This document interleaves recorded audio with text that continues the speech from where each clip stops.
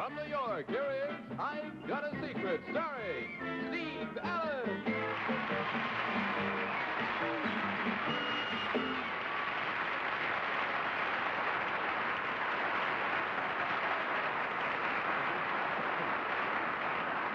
Thanks very much. Good evening, and welcome to Walter Cronkite and the News.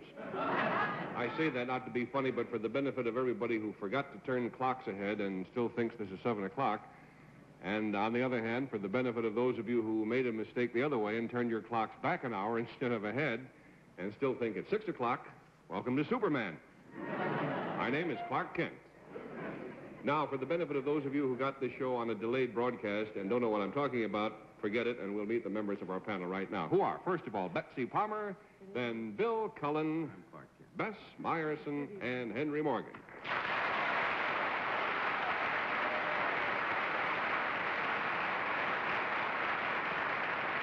What'd you say, Bill? You look like Clark Kent. I've often been told that. That's right. Don't get tough with me. That's because you changed your clothes in a phone booth. Changed my clothes in the phone booth. Okay, I guess we're all set to play the game, so let's bring in our first panel. Or our first guest, or contestant, or whatever it is.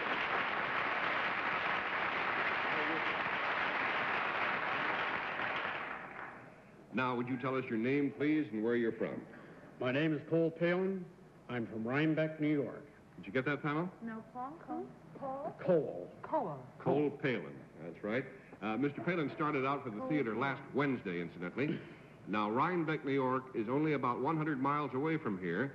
So would you tell us, sir, why you needed all that time to get here? Oh, really? That's my secret. All right. Well, then if you'll whisper it to me, we'll show the people at home what I'm talking about. Uh-huh.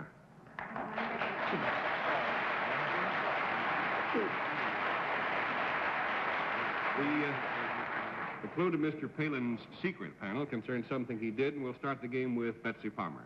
Mr. Palen, does this have to do with the device that brought you here? Yes. Your mode of transportation? Yes. Did you come by land? No. By water? No. By air? Yes. By air. Were you flying under your own steam, so to speak? Power? Man-powered? Yes. Not really, no. Not really? Was it a form of an aeroplane? Yes. Yes. On the right track, Betsy, $20 down. Bill Cullen? Cole, did you come directly here? Or as direct as you could come? Yes. And was that then reasonably direct? Close to a straight line, I mean. Yes. As the crow flies, if the crow has been out all night, he came here, yes. Was this some non-powered airplane, a glider type? No. It did have power? Yes. And it was not manpower? No. Was it animal power? No. An animal-powered airplane? What is that? Whoever heard of maybe a big buzzard going, something of that sort. And now, Bess. Mr. Palen, were you flying high? Relatively high. Yes. After he got to the theater this afternoon, yes. Was it a plane that we would know, a form of plane that we would be familiar with? Not a famous one. Not a helicopter or anything, was it? No. No. Was it something that you invented? No. Did you fly day and night, or did you stop off? I stopped off. You did. And it's Fell not... off, sure. $60 down, 20 to go. Henry? I just missed one thing. Did you say that it was the kind of plane we wouldn't know about? No, we meant it was not a specific plane like the Spirit of St. Louis. Oh, yeah. Did this thing have a propeller? Yes. And wings? Yes. And a fuselage and a tail? Not really a fuselage. Well, in a way. In a way. A loose fuselage. Did you have trouble with your Scotch tape or what? You're not far wrong. Oh, really? What? Wait a minute. We missed it. I missed it first. You missed it second. I'm astonished here because I feel that I'm on the verge of a disaster. You're right, Henry. You did it again. Yes, Bess. There's a very old plane that's sort of been flying around. One of the first motored planes, a three-motor plane or something? Probably I'm not way the off. same I'm sorry. plane, but you are on the right track. And Mr. Yes. Palen left home last Wednesday, as I said, to come to the theater, and he would have gotten to the city much sooner, but he flew all the way in a 1912 airplane.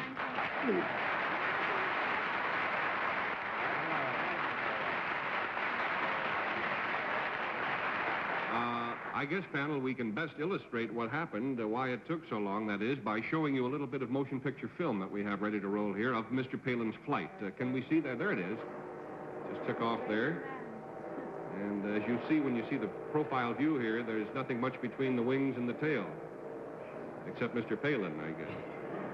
How fast are you going there, sir? Almost 50. Wow.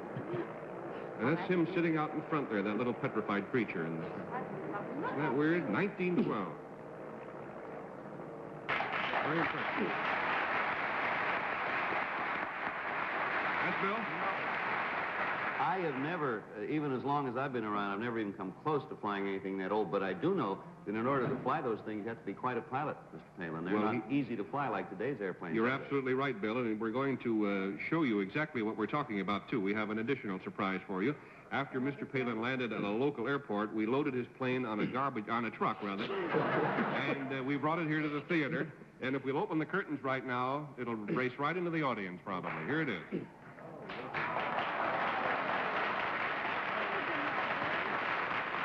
Isn't that something?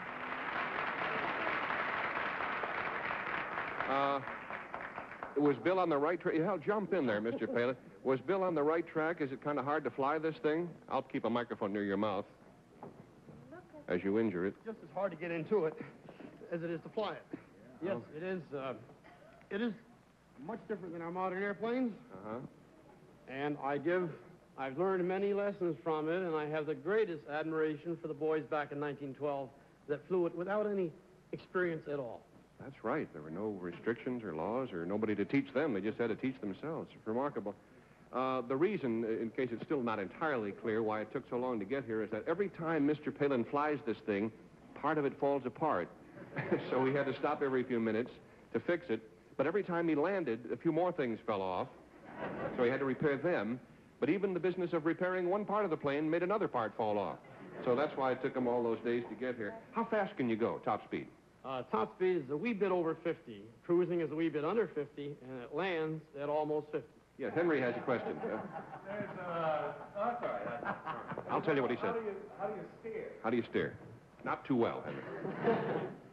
Actually, in 1912, they tried to make it as much like an automobile as they could, because nobody knew how to fly. They didn't even know much about automobiles in 1912, you know. So there was a foot accelerator, and the wheel turned the rudder, which, of course, is missing out back there. The rudder's behind you. If for instance, a wing went down, and of course you were a novice, you would lean. As if you were a canoe, and the canoe tilted, you would lean. So Lean the other way, you mean? Yes, in the aileron. Oh, and these things work the ailerons. So you didn't have to know thoroughly how to fly. If you could squirm in the seat, you could do a fairly good job. That's what's called flying by the seat of your pants, I guess. Yes, Betsy? How high could this vehicle possibly go? What altitude? Oh, it could go quite high. The highest we came coming down was 3,000 feet. Really? All right, great. It takes a long time to go up, and it comes down very fast. Very fast. Well, Mr. Palen, you're a very brave man. And one more question. What the heck are these ski things on the front? What is that? Well, that's supposed to save the pilot when it tips over. Oh, does it? They usually break first. In fact, the first second I was in the air, I broke both of them. Oh. Well, as I hurry back to Los Angeles tonight on a modern jet, my heart will be with you. Good luck to you. Thanks so much. Thank you.